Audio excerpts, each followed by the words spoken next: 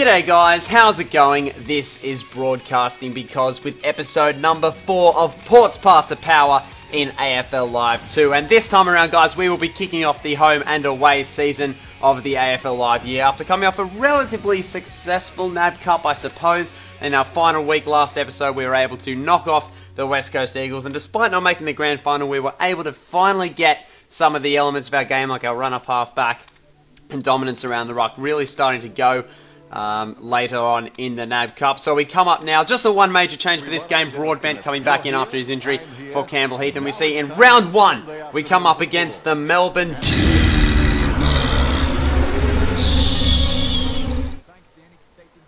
Okay. So after falling short to the red and the blue in the NAB Cup, we knew where most of our problems for this game were going to arise. Mark Jamar was very dominant in the ruck, and the number one priority for our midfield was to stop good supply of the ball to this man, Chris Dawes. Out of all the players we faced in the NAB Cup, he was probably the most dominant and the one who single-handedly manhandled our defence, and it was so important that we had to get a hold of him very quickly. Well, thankfully, our forwards were doing the job, and the Hoff of the West variety kicks the first goal for Port Adelaide in the home and away season. And just a matter of seconds later, Lobe sends the ball in long to a one-on-one. Westhoff takes the mark, not a drama in the world, spins around and kicks his second. So all the early signs are now starting to point Port Adelaide's way. A great defensive tackle at the back to shut down Jack Grimes. And with just 3 seconds left to go in the quarter, guess who is there to pop his head up like a turtle and take the mark 35 metres out? Justin Westhoff is our man, and you know what the result is here. It's a foregone conclusion, kicks the goal, his third of the first term,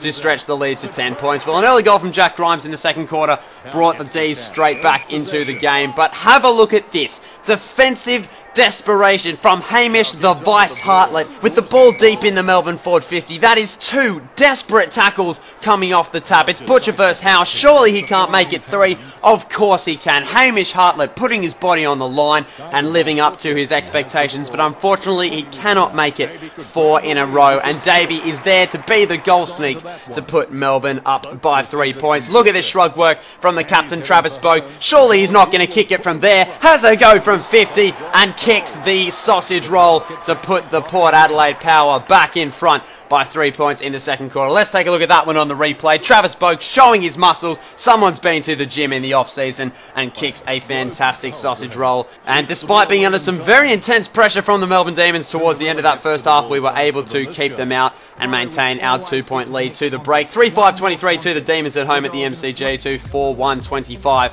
for the Power. 8 tackles to Hamish Hartlett for a midfielder in the first half is just an astonishing effort from a midfielder, and he is now becoming a truly essential part of our Port Adelaide lineup. We have a look at this desperation from our defence as well. Desperate and desperation. They're really the only words that come to mind looking at our defence at the moment. We might be under a hell of a lot of pressure, but we will never say die. Take a look at that mark from Alipati Carlisle out the back of Chris Dawes as well. Well, unfortunately, it was only going to be a matter of time. Mitch Clark, we can see, coming out of nowhere to smash the pack about 35 out, and he runs into an unguarded goal to snatch the lead back for the D's with 2 minutes to play in the third quarter. Well, Kane Corn's able to get a bit of the Travis Boak shimmy going to shrug off his man and power home a goal from 40 metres out to reply in a very strong and fancy fashion as well. We have a look at that numbers match up here. A 5-on-1. We're able to get the ball out the back. It's Jay Schultz to take it on from 50, even though he had Justin Westhoff on a good lead about 25 out,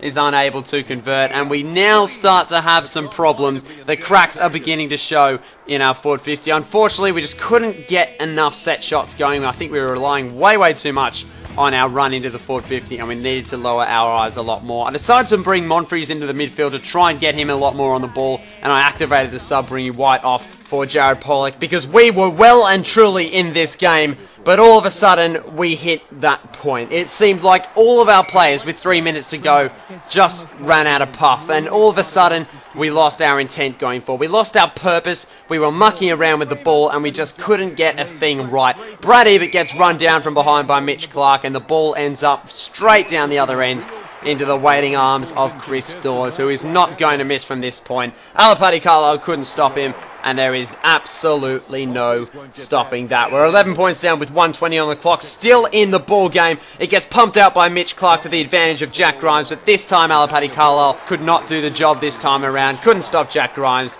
And despite Westhoff kicking a consolation goal, Melbourne were able to run out winners in the first game of the season, 8-7-55 at home to 7-2-44. I think the biggest problem for us was in the midfield. Despite Hamish Hartley's very heroic efforts in the tackling front, we weren't able to stop the supply to the Melbourne forwards, which we identified as a need, but we just couldn't do it. We see some of the stats there. Westhoff finishing with a valiant 5 goals. After a disappointing defeat, we head back to the main menu to find that we now have one player with a pending suspension. So I go to my inbox and see that Matthew Broadbent will be out for 3 rounds. 3 rounds at the beginning of the season. He's only just gotten over an injury, and now he's going to miss even more football. As one of the best defenders at the club, this is a huge blow for us. I don't even know what the incident was. I don't even see that we got a notification for it or anything, but all I know is that Broadbent has been charged, and I thought, right, we're just going to have to cop it. I thought he'd plead guilty to this one. We'll take the 2 weeks. He'll just have to miss the game against GWS,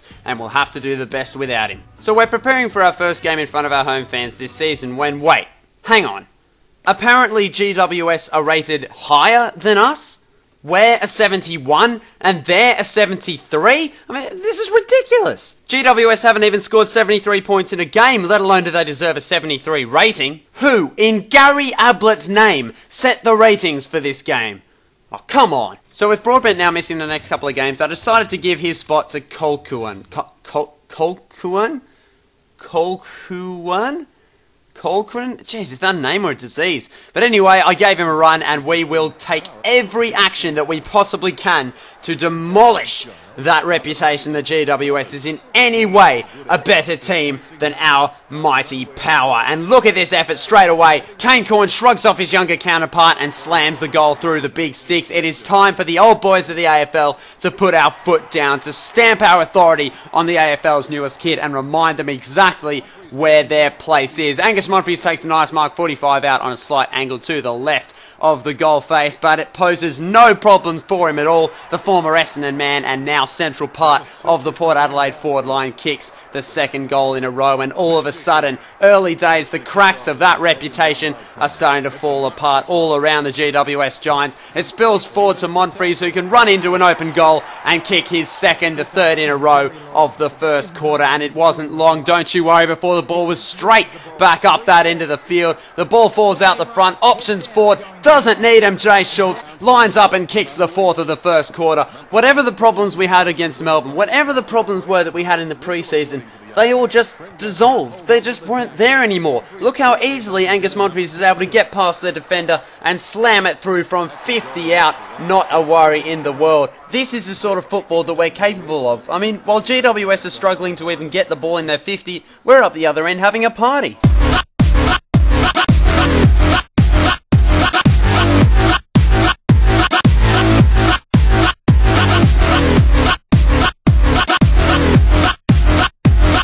On the side, 15 metres out. Chalk it up now. No chance he can miss this one. Yeah, we're not done.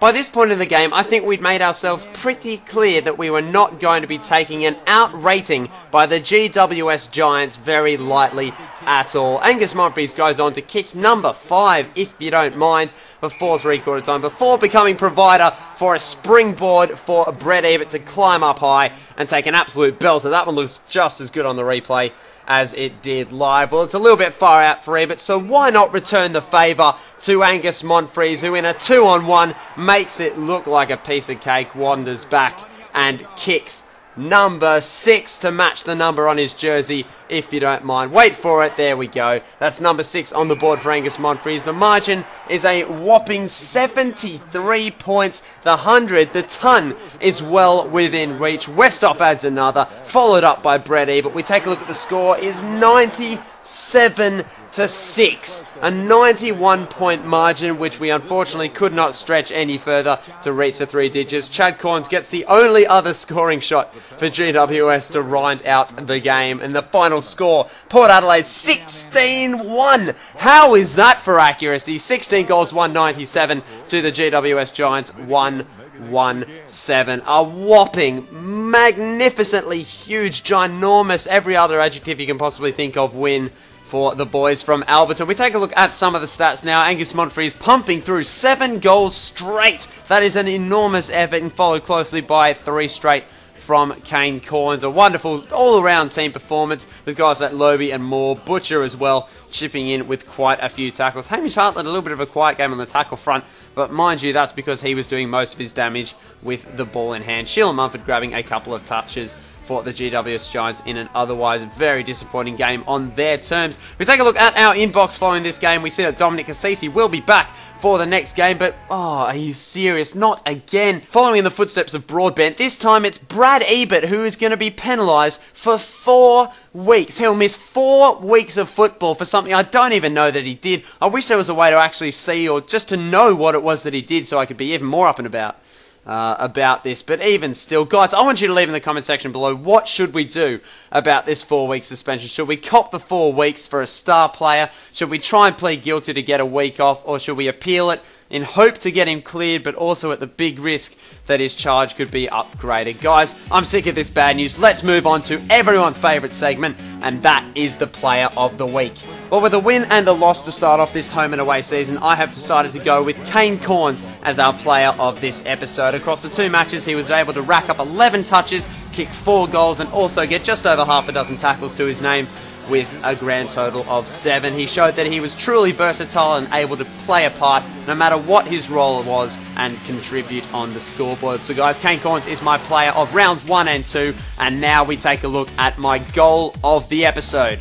Choosing the goal of the episode for the first 2 rounds of the home and away season was no easy task. They were flying in from left, right and centre all throughout this episode, particularly in that game against GWS, and there were very many to choose from. But the one that just stood out to me above all the rest, it was in a class of its own, and that is this captain's goal from Travis Boak against the Demons. He shrugs off a defender who he leaves helpless in his wake, decides to have a go from 52 and slams it through the big sticks on the bounce in the goal square. Thank you very much, Travis Boak. That is an absolute class goal from our skipper. Now guys, be sure to tell me just how wrong I am by leaving your pick for the goal of the week in the comment section below, as well as what you think we should be doing with that Brad Ebert suspension. Guys, I hope you have enjoyed this episode of Port's Path to Power. Be sure to mash that like button if you have enjoyed it, and hit that subscriber button if you would like to see more. Subscribing to me is like giving me a virtual high five, and everyone loves high fives. Thanks very much for watching, guys. Cheers, and stay tuned.